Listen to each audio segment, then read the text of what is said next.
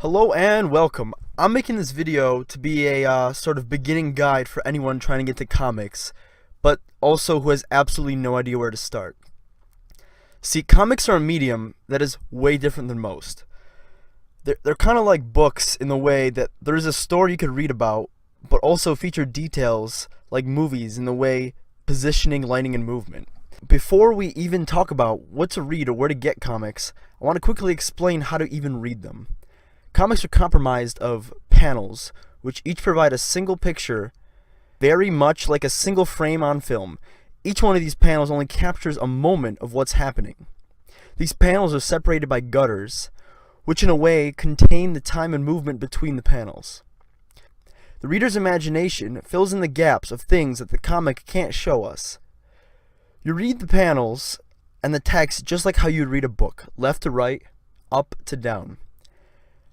The bubbles that appear around the characters can represent the thoughts, speech, and sounds that appear throughout the book. The text font in each of these boxes can mean many different things. For example, sometimes if it's more in italics, it represents an accent, kind of found like in Thor, and also tonations in the voice and changes. Now, for the actual comics and how to get into them. Comics come in four main forms. First one is single issues, also known as floppies, volumes, omnibuses, and graphic novels. Issues are what most people think of when someone says comics. These are only a few pages long and come out usually weekly, bi-weekly, or monthly. These contain a piece of the story that can continue for months or even years. Next, there are volumes, which are pretty much just collections of single issues that usually consist of one complete story arc.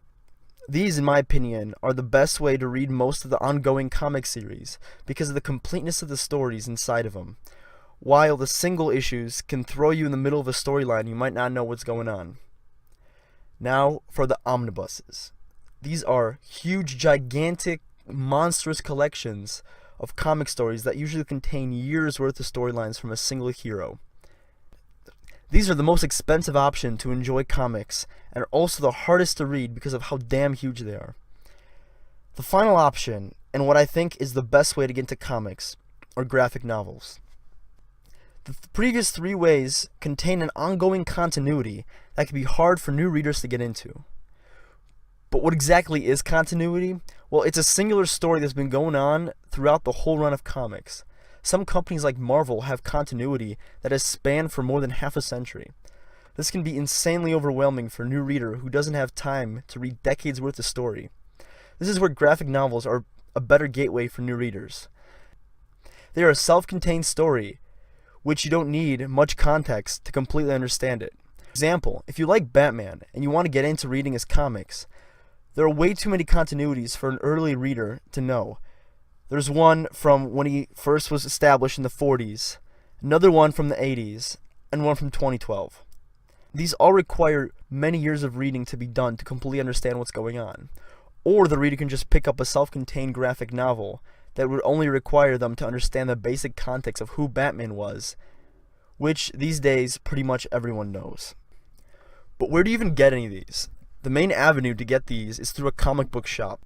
These are usually small stores located in most cities and towns. Here, you can have the most help picking something to read because you can just ask the employees working there. These shops aren't gold mines for the employees and owners, so the people are usually very passionate about what they do. Ask these guys whatever questions you have, and they'll probably give you great advice. But see, not everyone has a store like this, or they just hate going outside, which I completely get. You can still buy them digitally on your device. With this, I would personally recommend using a tablet like an iPad, because a phone size usually doesn't fit the comic very well and you can't really see. These are the same price as the physical copies, but are way easier to have with you. You wouldn't have to bring on a whole pile of comics with you everywhere you went, just have an iPad. Some people actually prefer this way to read over physical copies, but both have their advantages and disadvantages. Most people think there's only one type of comic, superhero comics, and only two companies that publish them, Marvel and DC. So if you don't like superhero comics, you would think you're kind of screwed. But no, you're actually in luck. Yes, in the comic industry, superhero books are the main type of books, but there's so many companies, other than those big two, Just to name a few really big ones are Image and Dark Horse, both having a lot of good books. They're not just superhero comics, but also contain comics that can speak to a lot more people in the larger community. At least what I found, the easiest way to get into comics when you don't know any is to buy comics of something you already know.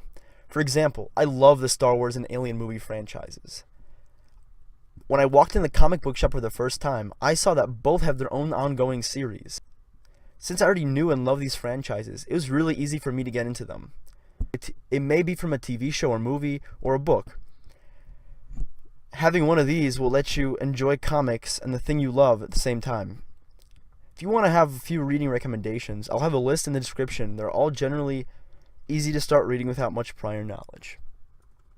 Thank you for watching this video, and I hope you can enjoy comics as much as many generations have had in the past.